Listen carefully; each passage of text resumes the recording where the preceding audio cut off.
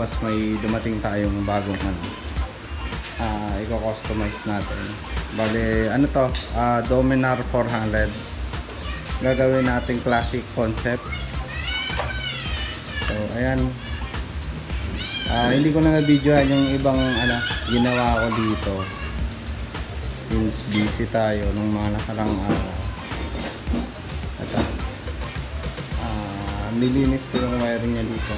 And then, palit kami ng tank from stock to CB400.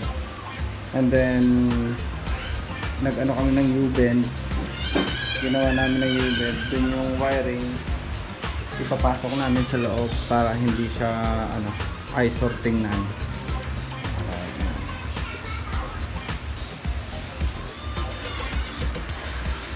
So, papakita ko yung tanke nandito. So, binababad pa namin. Ayan. Ito yung lalagay namin na tank.